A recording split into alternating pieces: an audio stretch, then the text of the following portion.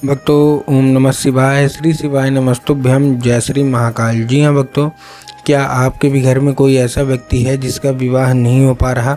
आप लोग बहुत ज़्यादा परेशान हैं उसके विवाह को लेके कि आखिरकार हमारे घर का जो व्यक्ति है इसका विवाह क्यों नहीं हो पा रहा। आपने बहुत ज़्यादा मेहनत किया, बहुत ज़्यादा प्रयास किया कि इस व्यक्ति का जो विवाह है वो हो जाए, लेकिन कोई ना कोई दिक्कत, कोई ना कोई समस्या आ रही है जिसके कारण उस व्यक्ति का जो विवाह है ना वो नहीं हो पा रहा। तो आपको परेशान होने की कोई भी आवश्यकता नहीं है, बस आपको उपाय ध्यान से सुनना है और अच्छे तरीके से करना है, ताकि आपके घर का जो कोई भी व्यक्ति है उसका जो विवाह है जो कि अभी तक नहीं हो पा रहा, तो अवश्य रूप से उसका जो विवाह है वो हो जाए। देखिए, आपको पता है कि पूज्य गुरुदेव की जो कथा होती है ना उसमें लाखों की भीड़ आती है। कैसी भीड़ आती है? लाखों की भीड़ आती है। और जब गुरुदेव की कथा में लाखों की भीड़ आती है तो वहाँ ज़्यादातर जो भक्त होते हैं वो क्या करते हैं, पत्र के द्वारा अपनी इच्छा और पत्र के द्वारा अपनी मनोकामना जो होती है वो गुरुदेव तक पहुँचाते हैं। तो अभी गुरुदेव की कथा चल रही थी, आज से 4 से 5 महीना पहले की बात है। गुरुदेव की कथा चल रही थी और गुरुदेव की कथा में लाखों की भीड़ आई। अब जब गुरुदेव की कथा में लाखों की भीड़ आई तो वहाँ ज़्यादातर जो भक्त थे उन्होंने क्या किया, पत्र के द्वारा अपनी इच्छा मनोकामना जो थी ना वो गुरुदेव तक पहुँचाई।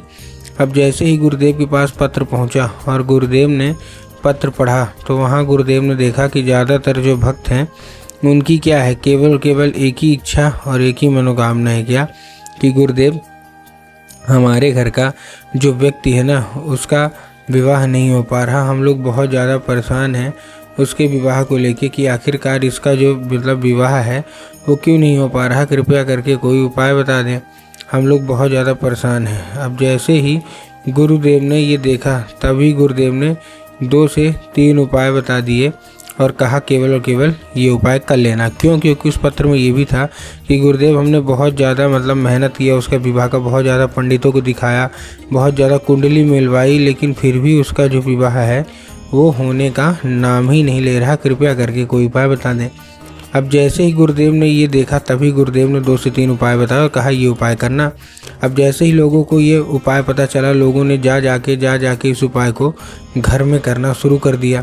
अब जैसे ही लोगों ने जा के इस उपाय को घर में करना शुरू कर दिया, वही लोग गुरुदेव की कथा में मात्र 1 से 1.5 महीने के बाद वापस आए। अब जब वही लोग गुरुदेव की कथा में वापस आए तो उन्होंने क्या किया, फिर से एक बार गुरुदेव को पत्र लिखा।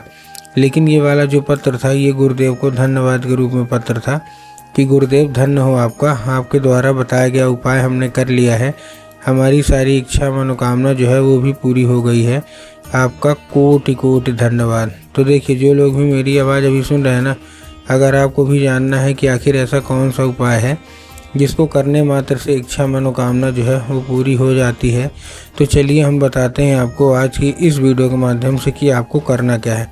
तो बस उपाय ध्यान से सुन के अच्छे से करिएगा ज़रूर। तो देखिए, जो हमारा सबसे पहला उपाय है इसमें आपको लेना है 3 काली आपको मिर्च लेना है, और 3 काली मिर्च के साथ साथ आपको चाहिए 1 धतूरा। तो 3 काली मिर्च ले लिया, साथ में 1 धतूरा ले लिया। ठीक, धतूरा लेने के बाद आपको करना क्या है, जैसे आपने धतूरा लिया, धतूरा लेने के बाद अपने बच्चे को जिसका भी विवाह नहीं हो पा रहा ना उसको दे देना है। देखिए, काली मिर्च और काली तिल में ना बहुत सारे लोग कंफ्यूज होते हैं कि काली मिर्च लेना है कि काली तिल लेना है। तब गुरुदेव ने साफ साफ बताया है कि आपको क्या लेना है, आपको केवल लेना है काली, आपको लेना है मिर्च। काली मिर्च ले लिया, काली मिर्च लेने के बाद साथ में 1 धतूरा चाहिए। ठीक, धतूरा भी ले लिया। धतूरा लेने के बाद आपको क्या करना है, केवल जैसे आपने धतूरा लिया, धतूरा लेने के बाद आपको चुपचाप अपने बच्चे के हाथ में देके उसको भेज देना है कहाँ, सीधा शिव मंदिर। अब जैसे ही आपका बच्चा शिव मंदिर पहुँचेगा, शिव मंदिर पहुँचने के बाद आपको करना क्या है, जैसे शिव मंदिर पहुँचेगा ना, शिव मंदिर पहुँचने के बाद उसको बोलिएगा कि दक्षिण दिशा में खड़ा हो जाए और उत्तर की ओर अपना चेहरा कर ले।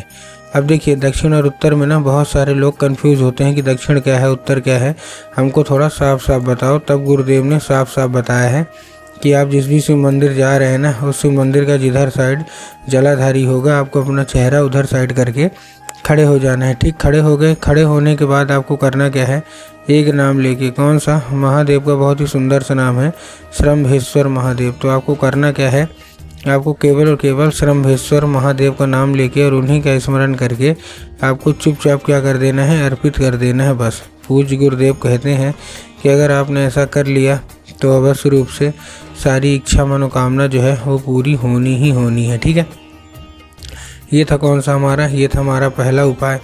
अब हम चलते हैं अपने दूसरे उपाय की ओर। अब देखिए जो हमारा दूसरा उपाय है, इस उपाय में आपको करना क्या है, इस उपाय में बहुत ही सिंपल सा आपको काम करना है। आपको लेना क्या है, केवल और केवल आपको एक चीज़ काम करना है, आपको लेना है लाल चंदन। और लाल चंदन लेने के बाद पहुंच जाना है कहाँ, सीधा सीधा शिव मंदिर। अब जैसे आप लाल चंदन लेके शिव मंदिर पहुंचेंगे, शिव मंदिर पहुंचने के बाद आपको करना क्या है, केवल और केवल शिव मंदिर पहुंचने के बाद जो नंदी होते हैं ना, तो नंदी का एक पैर होता है आगे का जो कि उठा हुआ होता है, तो आपको नंदी के उठे हुए पैर में आपको क्या करना है, नंदीश्वर महादेव का नाम लेके और उन्हीं का स्मरण करके आपको चुपचाप क्या कर देना है, अर्पित कर देना है बस। अब जब आप अर्पित करेंगे नंदीश्वर महादेव का नाम लेके, तो आपको केवल और केवल एक काम करना है, उसको औषधि के रूप में मांगना है कि भगवान नंदी कृपया करके हमको इसको औषधि के रूप में प्रदान करिए। अब क्या होगा, अब ये औषधि का रूप ले लेगा। अब आपको करना क्या है, जैसे ही औषधि का रूप लेगा 5 मिनट तक आपको खड़े रहना है और 5 मिनट तक खड़े रहने के बाद आपको केवल और केवल क्या करना है, एक काम कर लेना है। 5 मिनट तक खड़े रहने के बाद उसको वही उंगली में लेके आइए और अपने घर में आइए और जहाँ आप लोग सोते हैं, जिधर साइड सर करके सोते हैं, उधर साइड की जो दीवार होगी ना, उसी दीवार में आपको क्या कर देना है, ये लगा देना है। पूज्य गुरुदेव कहते हैं कि अगर आपने ऐसा किया तो उस फूल के जरिए स्वयं माता जो है अशोक सुंदरी और साथ साथ में नंदी जी वो आपके घर में प्रवेश करेंगे और मन चाहा विवाह होगा ही होगा।